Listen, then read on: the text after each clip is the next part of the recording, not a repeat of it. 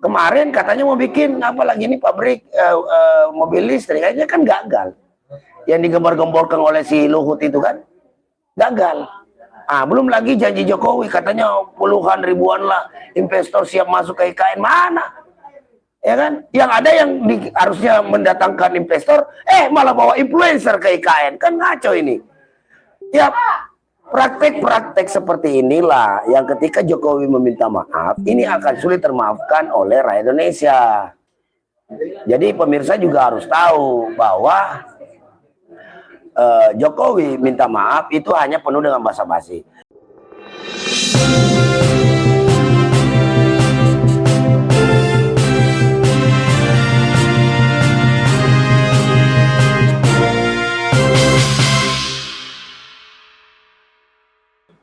Kali ini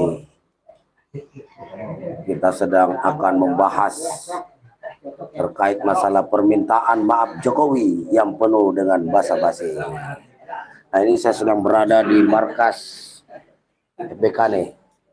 Ini lagi pada ngumpul nih aktivis buruh nih, makan siang dulu nih. Ya. Nih kita sedang berada di markas FPK Karawang. Nih pada ngumpul nih. Ya. Jadi ya, pemirsa Logika Rakyat dimanapun berada, baik dalam dan luar negeri.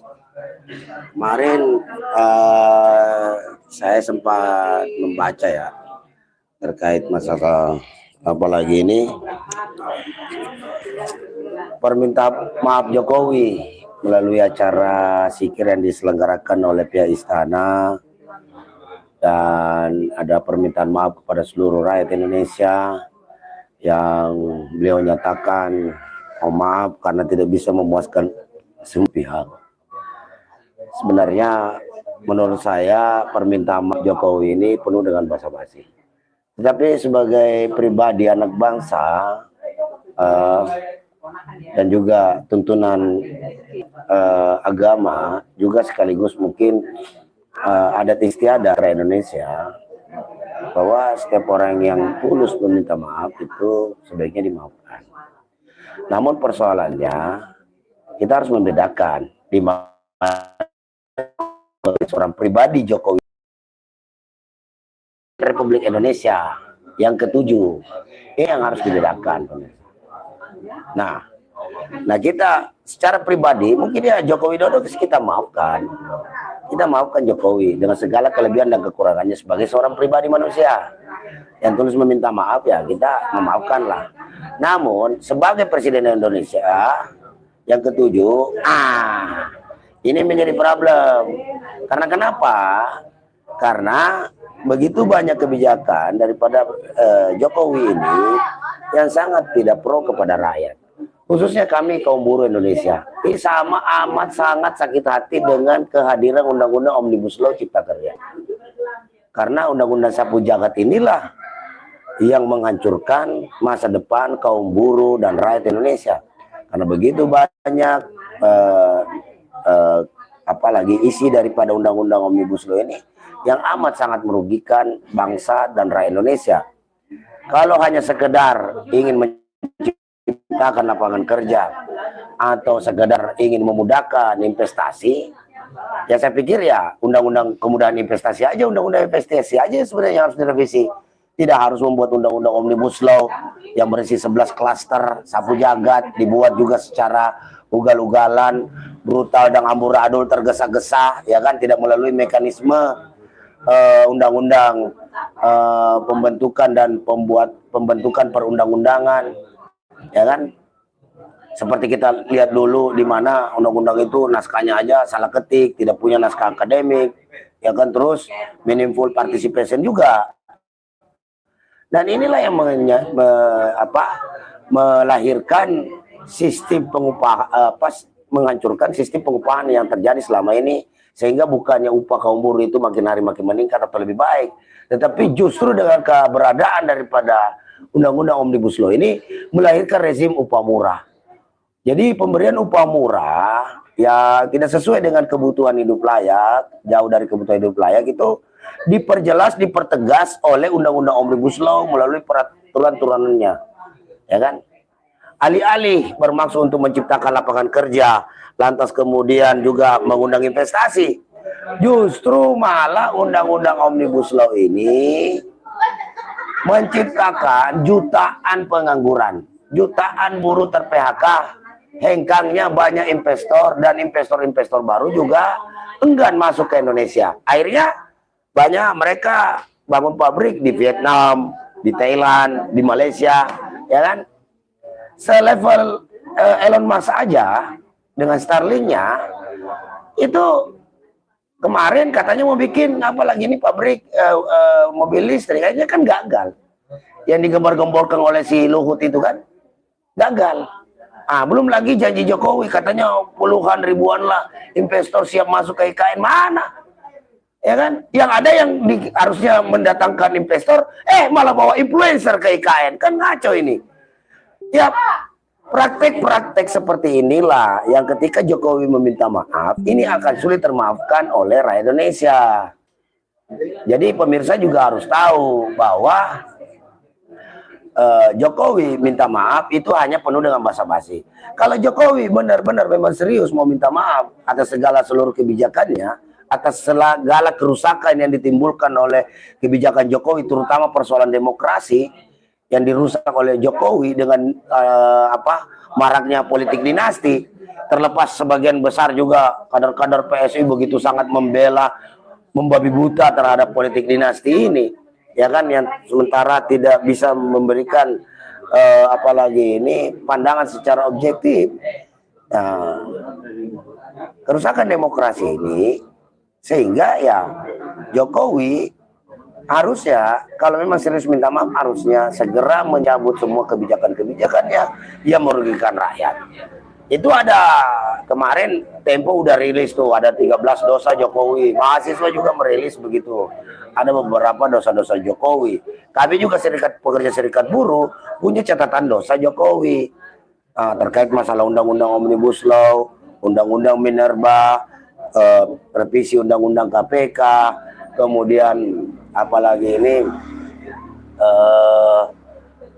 kemudahan investasi, terakhir kebijakan memberikan hak guna usaha sampai 95 tahun dan dapat diperpanjang 95 tahun, artinya 190 tahun hak guna usaha di IKN itu diberlakukan. Nah, ini tentu saja sangat menggadai, ya kan, tanah air kita yang tercinta ini, ya kan. Maka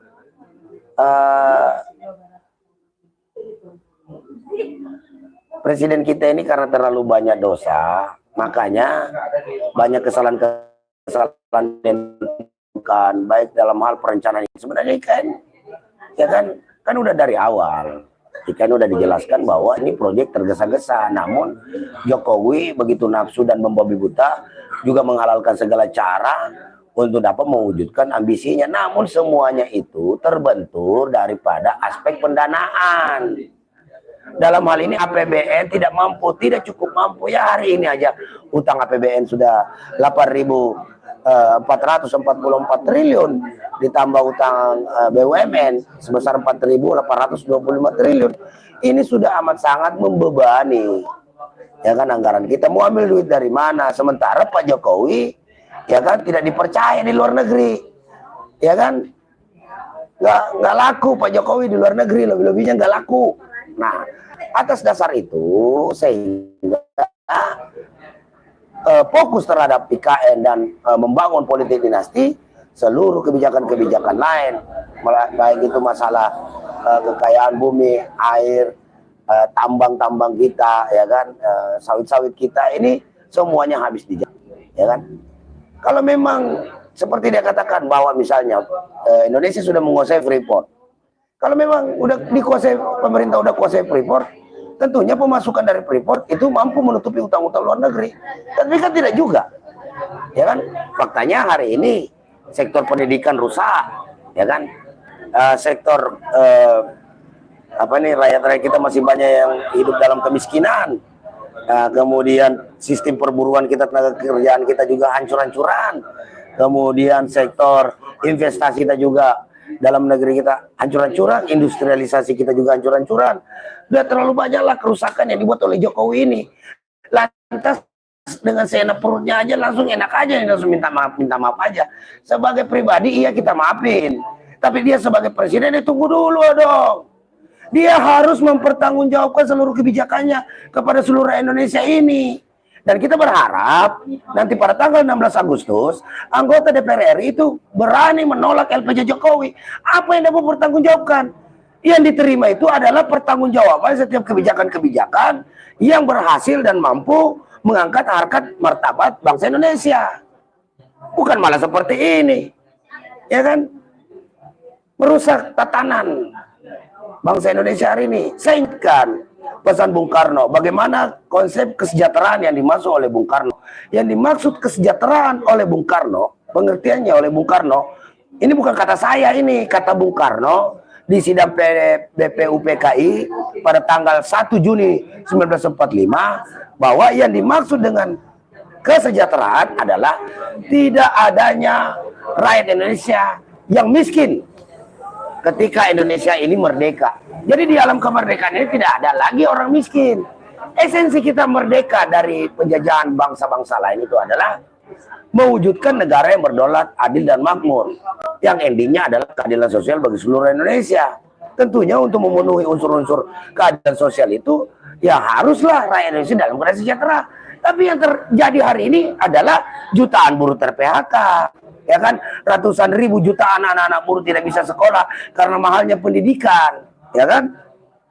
Belum lagi setiap hari ada 9 juta rakyat Indonesia yang tidur dalam kondisi kelaparan, ya kan? Belum lagi sawit-sawit kita, kebun-kebun sawit dikuasai oleh para oligarki-oligarkinya aja Jokowi itu, ya kan, yang mendukung dia waktu Pilpres kemarin, ya kan? Belum lagi tambang-tambang kita, ya kan? Semuanya udah diserahkan oleh asing. Jadi daerah-daerah yang berpotensi menghasilkan sumber daya alam yang luar biasa bisa kita cek langsung di lokasi. Tidak ada yang sejahtera, yang ada tanah adatnya dirampas, dijarah, kemudian dikelola, apalagi ini tambang-tambangnya dikelola, tapi hasil-hasilnya itu semuanya lari ke luar negeri dan hanya di Jakarta. Itu kita bisa lihat. Belum lagi kebun-kebun sawit, ya kan?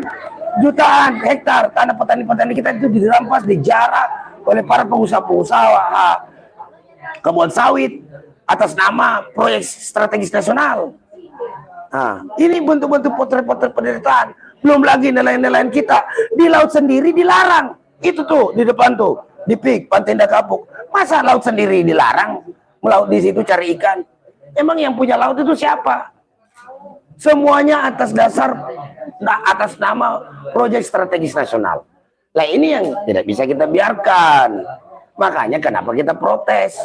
Jadi permintaan maaf Jokowi ini hanya penuh dengan basa-basi karena tidak didorong, tidak ditunjang oleh fakta-fakta. Kalau Pak Jokowi benar-benar serius minta maaf, tentunya dia segera membuat Perpu mencabut Undang-Undang Omnibus Law.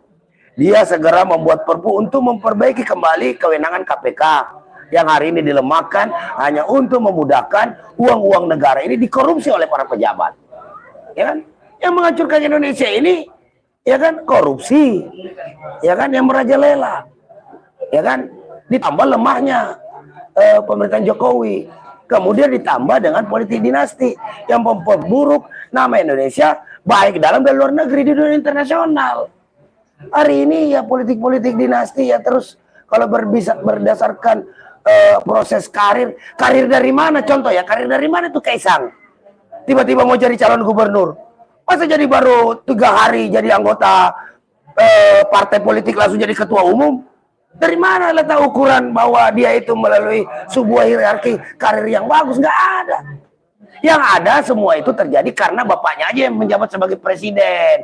Kemudian bapaknya cawe-cawe, intervensi, gunakan badan-badan intelijen, aparat-aparat, oknum-oknum aparat yang bisa mengintervensi kebijakan-kebijakan partai politik, sehingga ya kan semua pihak yang bertentangan kebijakan politik dengan Jokowi semuanya dihantam oleh ini. Nah, ini kita faktanya seperti itu, kawan-kawan ya.